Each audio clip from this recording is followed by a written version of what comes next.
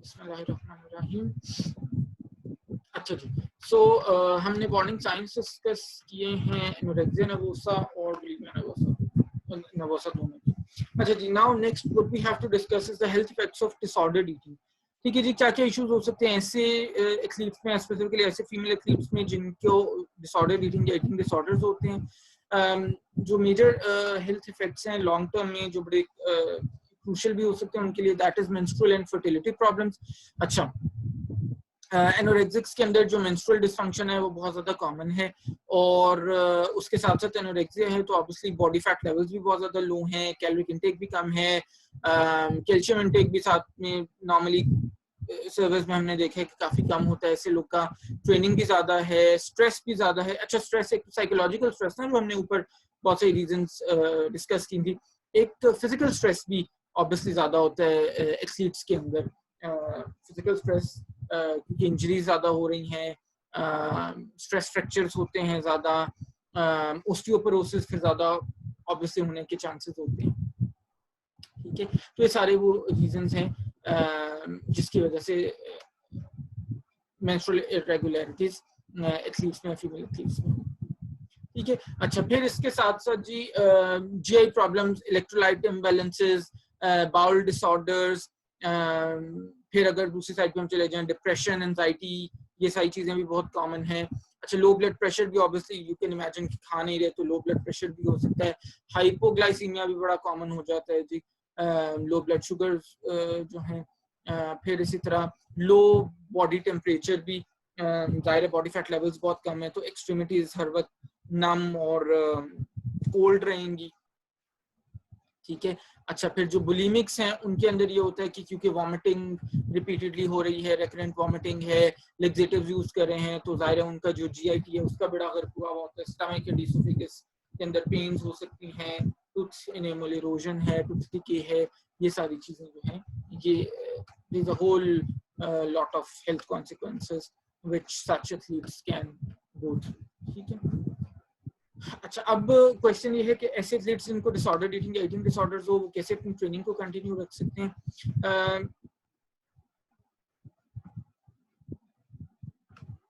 ठीक है, अच्छा, उसके अंदर ये है कि अब ऑब्वियसली एथलीट्स हैं तो उन्होंने अपना प्रोफेशनली वो कर रहे हैं वो तो काम करना ही है। उसके अंदर डेफिनेटली ये है कि जैसे ही एक एथलीट को ये डायग्नोज होता है कि उसको ईटिंग डिसऑर्डर या डिसऑर्डर ईटिंग है तो उसको अपना ट्रीटमेंट इमीडिएटली स्टार्ट करना चाहिए और एक्सरसाइज की तरफ आना चाहिए। एक्सरसाइज वो वाली नहीं, एक तो प्रोफेशनली वो कर रहे हैं ना जो भी अपने स्पोर्ट में इन्वॉल्व है, एक्सरसाइज वो वाली एक्सरसाइज जो हम कहते हैं जो स्ट्रेस रिलीफ करती है आपकी। ठीक है, मे बी मेडिटेशन कर सकते हैं, मे बी एक्सरसाइज कर सकते हैं जो ताकि उनके मूड एलिवेट हो थोड़ा सा। ठीक है, और फिर ये है कि थोड़ा सा सेल्फ मोटिवेशन उनको दिखाना पड़ता है, अपनी हेल्थ कंडीशन को लेके खुद से उनको मोटिवेटेड होना है। They can go C psychologist, उससे बात कर सकते हैं। ठीक है, सो ये वो सारी चीजें जो ऐसे एथलीट्स कर सकते हैं। ठीक है, पेज नंबर 149 पे बहुत इंपॉर्टेंट ब्लू बॉक्स है, have you got disordered eating. एक क्वेश्चन ये रहे जहां पे आपके पास इट कैन इंडिकेट, ये एब्सोल्युटली स्ट्रिक्ट डायग्नोस्टिक क्राइटेरिया नहीं है सच, बट ये क्वेश्चंस अगर आप अपने आप से पूछो और इसमें से 6 या उससे ज्यादा क्वेश्चंस के आंसर अगर यस में हों तो फिर इसका मतलब है you may be eight risk of developing disordered eating और आपको फिर इमीडिएटली हेल्प लेनी चाहिए। ठीक है, वो क्वेश्चंस क्या क्या ये आप खुद से अभी के अभी मैं आपके सामने क्वेश्चन रखूंगा तो आप खुद से भी अपने आप से पूछ सकते हो, हर कोई ट्राई कर सकता है। अगर आपके 6 या 6 में से ज्यादा, चलो बल्कि मैं भी आपके साथ अपने लिए भी मैं करता हूँ, अगर 6 या 6 से ज्यादा आपके येसेस हैं इसके अंदर तो फिर then you are at risk of developing disorder eating. ठीक है जी, तो स्टार्ट करते हैं। Do you count the calories of everything you eat. अच्छा, मैं अपना बताऊंगा, ऑब्वियसली आप अपना अपना कर सकते हो। नो, नॉट एट ऑल, तो कोई भी नहीं काउंट करता। अच्छा, do you think about food most of the time. Yes, okay, चलो ये मेरा है। Do you worry about gaining weight. No. Do you worry about or dislike your body shape. Not at all, I don't give a damn. Do you diet excessively. Not at all, never. Do you feel guilty during or after eating. Never. Do you feel your weight is one aspect of your life you can control. Yes, 2 yes हो गए मेरे अभी तक. Do your friends and family insist that you are slim while you feel fat? No, कोई भी नहीं कहता कभी भी. अच्छा, okay. Do you exercise to compensate for eating extra calories? Never. Does your weight fluctuate dramatically? No. Do you ever induce vomiting after eating? Not at all. Have you become isolated from family and friends? Never. हो ही नहीं सकता. Do you avoid certain foods even though you want to eat them? Maybe sometimes. Okay, chalo, yes, कह सकते हैं. Do you feel stressed or guilty if your normal diet or exercise routine are interrupted? No. Do you often decline invitations to meals and social occasions involving food in case you might have to eat something fattening? Not at all. कभी भी नहीं. अच्छा, okay, so मेरा जो score है that is 3. ठीक है जी. Out of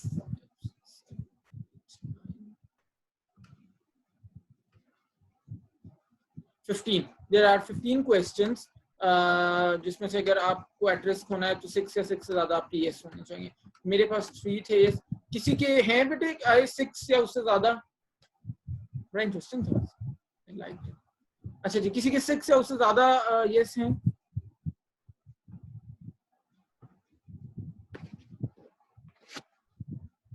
किसी के नहीं है? Very good. दैट मीन्स अच्छा, खदीजा ताहिर सिंह यस. अच्छा, there is one vote. So only one out of us is at risk of disordered eating. ठीक है, सही है. और कोई नहीं. That is good. That is very low prevalence of disordered eating risk. That means ठीक है जी. अच्छा हो गया.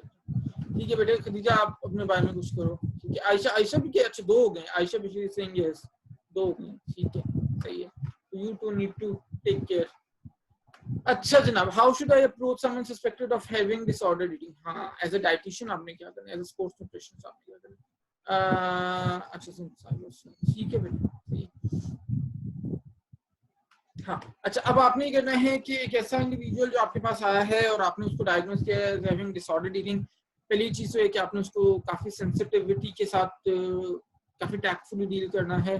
क्योंकि होता ये है कि इन डिसऑर्डर्स के जो सफरर्स होते हैं, जो विक्टिम्स होते हैं, वो नॉर्मली सेल्फ डिनाइल के अंदर होते हैं. सेल्फ डिनाइल का मतलब है कि मतलब वो they are not ready to accept कि उनको ये डिसऑर्डर है. और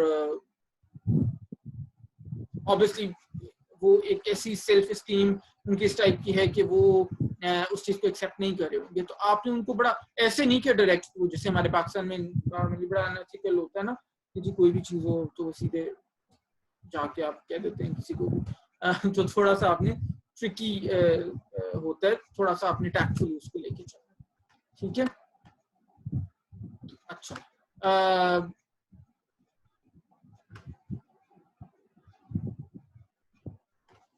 साथ में आपने उसको ऑब्वियसली रेफर करना है. अपना तो आपने ट्रीटमेंट करना ही है स्टार्ट, और उसको slowly and gradually with counselling. Dietitians भी ऑब्वियसली काउंसिल करते हैं, तो आपने स्लोली एंड ग्रेजुअली उसको काउंसलिंग के साथ साथ साइकोलॉजिस्ट के पास भी रेफर करना है. ठीक है. जो मैंने देखा है, मैंने कम 2 एक ही मुझे जहन में आ रहे हैं इस वक्त जो मैंने डील किया, जिनके साथ ज्यादा जो प्राइमरीली रोल आ जाता है वो साइकोलॉजिस्ट का आ जाता है ईटिंग डिसऑर्डर्स के केस में. फिर डाइटिशियन उसको इस सेंस में हेल्प कर सकता है कि फर्दर थोड़ी सी काउंसलिंग और उसको ऐसे फूड्स जो बहुत ज्यादा उसको सडनली एक बर्डनाइज्ड फील ना हो. जैसे फॉर एग्जांपल भाई एक बंदा ईटिंग डिसऑर्डर का ट्रीटमेंट कराते हुए मेरे पास आया कि मुझे क्या खाना चाहिए, तो आई कांट से कि जी अच्छा आपका ब्रेकफास्ट बहुत न्यूट्रिशियस, बहुत हेल्दी होना चाहिए, 400 कैलोरीज एटलीस्ट मिनिमम. वो सुनने से उसको नॉजिया वॉमिटिंग स्टार्ट हो जाए. ठीक है, stuff like that. So this is what you have to be careful. ठीक है. और एक जो चीज आप उसके साथ बीइंग अ डाइटिशियन उसके साथ जो डिस्कस कर सकते हैं वो ये है कि कुछ पॉइंटर्स हैं ब्लू बॉक्स के अंदर दिए हुए हैं पेज नंबर 150 के ऊपर. पहली चीज तो आप उसको समझा सकते हैं कि he or she has to learn to accept the body image. ठीक है. नंबर 2 ये कि बॉडी फैट कम करने से कोई उसका जो इमोशनल कोई प्रॉब्लम है या कोई लाइफ में वो प्रॉब्लम्स चल रहे हैं वो खत्म नहीं हो जाएंगे. बॉडी फैट का उससे कोई लेना देना नहीं है. तीसरा ये कि रिजिड ईटिंग रूल्स सेट करने से आपको कभी भी फायदा नहीं होता, ये आप उसको समझा सकते हैं। चौथा ये है कि फूड्स को बैन करना इज नॉट द सोल्यूशन। इसी तरह आपने उसको बताना है कि हर वक्त कैलोरीज काउंट करना it's not a good thing.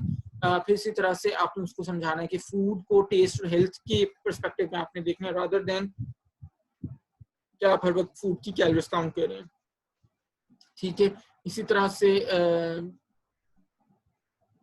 आपने उसको समझाना है कि अगर आपने कभी ओवर ईटिंग कर ली है तो इसमें there is nothing to be ashamed of, इसमें कोई गिल्टी फील करने वाली बात नहीं है, this is absolutely fine, all of us do at some point in time. Exercise के लिए आपने उसको समझाना है कि जी ये कोई बर्डन फील करने वाली चीज नहीं है, ये again this is something very very important for your health, और आप वो वाली एक्सरसाइज चूज करो जो आप एंजॉय करते हो। ठीक है, और last but not the least, set positive exercise goals not related to losing weight, यानी आप एक्सरसाइज करो हेल्थ को, फिटनेस को इंप्रूव करने के लिए, not for the sake of losing weight. ठीक है, ये सारी चीजें हैं जो आपने उसको समझा सकते हो।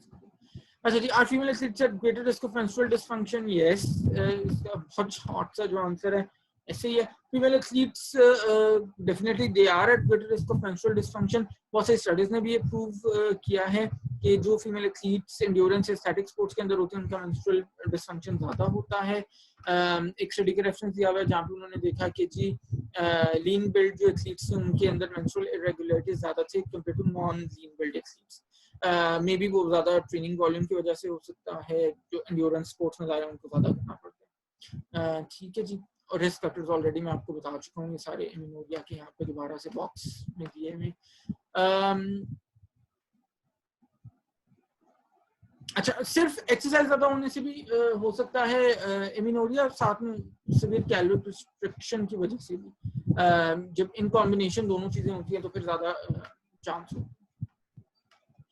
अच्छा, फिर एक रीजन ये भी हो सकती है कि वो वाली फीमेल्स जो प्री प्यूबर्टी अपनी बहुत ज्यादा इंटेंस ट्रेनिंग स्टार्ट कर देती हैं, उनकी भी मेंस्ट्रुएशन डिस्टर्ब हो सकती है। ठीक है, और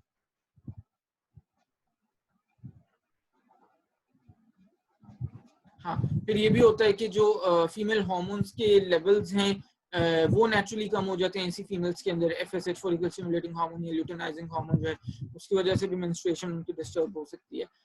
तो ये सारी रीजंस हैं। अच्छा, इसीलिए कहते हैं कि even for that matter male athletes के अंदर भी कि आपको बहुत ज्यादा जिमिंग भी, आपको ग्रोथ वाली जो एज है 18 इयर्स की एज तक आपको बहुत ज्यादा बॉडी बिल्डिंग की तरफ भी नहीं आना चाहिए, क्योंकि वो आपके हार्मोनल लेवल्स को डिस्टर्ब कर सकती है। इवन मेल एथलीट्स के अंदर भी, फीमेल एथलीट्स के अंदर भी, जैसे हमने अभी डिस्कस किया कि वो एमिनोरिया या और भी मेंस्ट्रुअल इरेगुलरिटीज पीसीओएस की तरफ इवन समटाइम्स लेके जा सकती हैं। और ये वो वाली एज होती है टीनेज जहाँ पे जनरली भी फीमेल्स खास तौर पे सिर्फ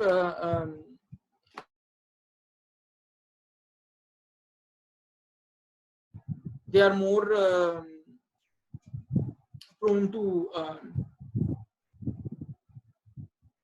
anorexia या bulimia या things like that.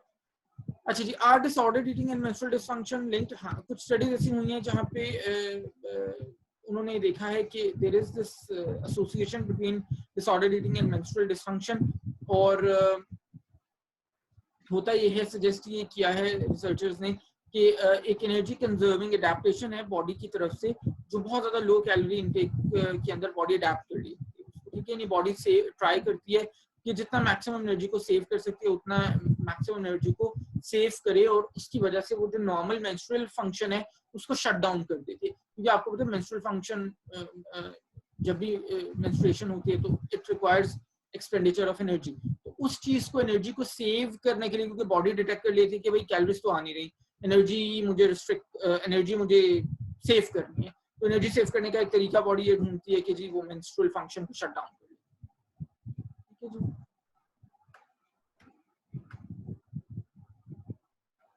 और इसका मैकेनिज्म क्या है? इसका मैकेनिज्म ऐसे होता है कि स्ट्रेस होता है, मेंटल या फिजियोलॉजिकल स्ट्रेस, दोनों का कॉम्बिनेशन भी हो सकता है, दोनों में से कोई एक भी हो सकता है, और उसके साथ में नेगेटिव एनर्जी बैलेंस है, यानी एथलीट की जो रिक्वायरमेंट है उससे वो कम कंज्यूम कर रहा है। अच्छा, इसकी वजह से क्या होता है कि कॉर्टिसोल की प्रोडक्शन जो एड्रीनल ग्लैंड्स करते हैं वो इंक्रीज होती है।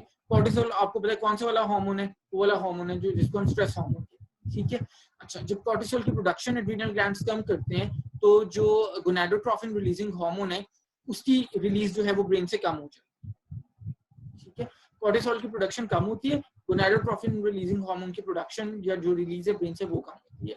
As a result of this क्या होता है, जो LH है और FSH है या ईस्ट्रोजन है या प्रोजेस्टेरोन है, जो प्राइमरीली जितने भी हमारे फीमेल हार्मोन्स है जो डिपेंड कर रहे होते हैं गोनाडोट्रोफिन रिलीजिंग हार्मोन के रिलीज होने पे, उनकी प्रोडक्शन इवेंचुअली कम हो जाती है। जब उनकी प्रोडक्शन कम होती है तो ऑब्वियसली जो मेंस्ट्रुएशन है वो डिस्टर्ब हो जाता है।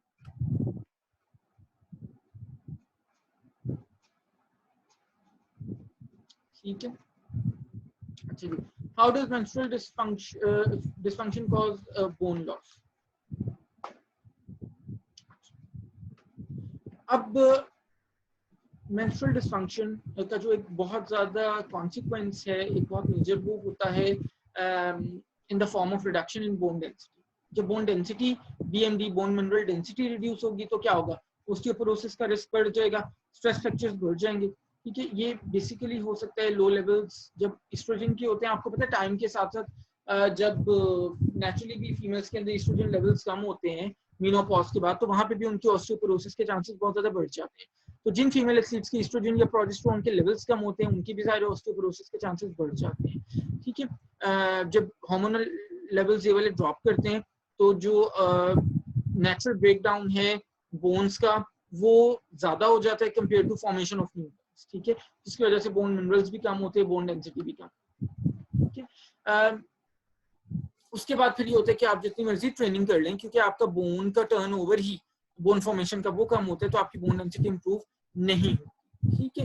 अच्छा, इसके साथ साथ फिर ये होता है कि कॉर्टिसोल की प्रोडक्शन भी ज्यादा हो रही है, स्ट्रेस लेवल्स ज्यादा होने की वजह से स्ट्रेस हार्मोन ज्यादा रिलीज हो रहा है, न्यूट्रिशनल स्टेटस पुअर है जिसकी वजह से अगेन मेंस्ट्रुअल डिसफंक्शन होने के चांसेस ज्यादा हैं।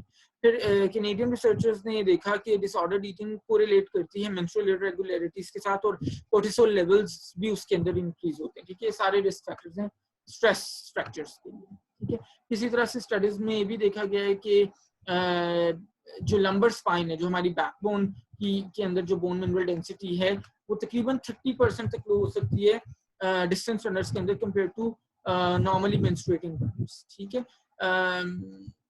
अच्छा, अब ये भी बहुत ज्यादा हमें सर्टन नहीं है कि क्या बोन मिनरल डेंसिटी वापस अपनी नॉर्मल लेवल्स के ऊपर आती है जब हम मेंस्ट्रुएशन हमारी नॉर्मलाइज हो जाती है या नहीं। ठीक है, तो this is also a question mark, भी हमें बहुत ज्यादा क्लियरली नहीं पता। Does menstrual dysfunction affect performance? बिल्कुल ऐसे ही है। जब लो एस्ट्रोजन लेवल्स होंगे, मेंस्ट्रुअल इरेगुलरिटीज होंगी, तो एथलीट्स की परफॉर्मेंस भी ड्रॉप होती है। उसकी रीजन क्या है? उसकी रीजन ये है कि जाहिर है बोन मिनरल डेंसिटी कम हो रही है, स्ट्रेस फ्रैक्चर ज्यादा हो रही है, ऑस्टियोपोरोसिस ज्यादा हो रही है।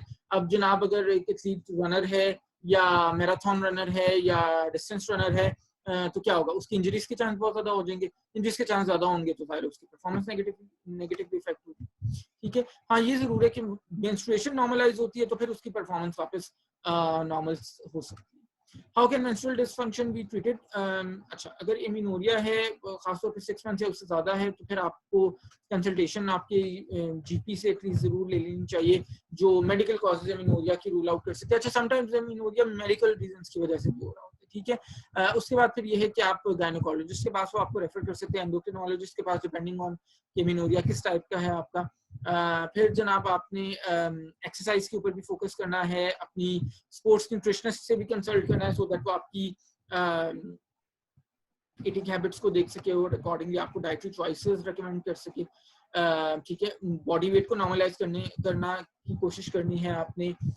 फॉर द टाइमिंग आपने अपना ट्रेनिंग वॉल्यूम जो है उसको कम करना है, फूड इनटेक को आपने इंक्रीज करना है, ईटिंग चॉइसेस बेटर करनी है। अच्छा, अगर उसके बाद भी एमिनोरिया आपका रहता है तो फिर क्या हम उसको कहते हैं estrogen replacement therapy, that could be an option, so that आपको फर्दर जो बोन मिनरल डेंसिटी है वो आपकी डिक्रीज ना।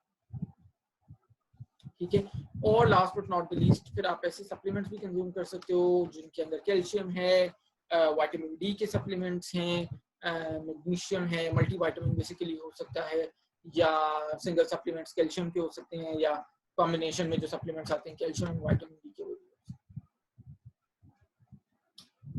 ठीक है जनाब, सो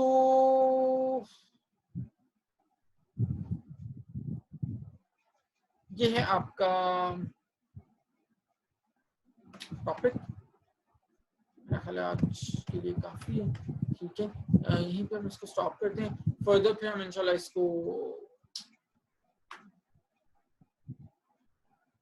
नेक्स्ट लेक्चर के अंदर हम आगे इसको कंटिन्यू करेंगे। बेटे अगर कोई क्वेश्चन है तो वो कर लो, अदरवाइज फिर हम सेशन कंटिन्यू करते हैं।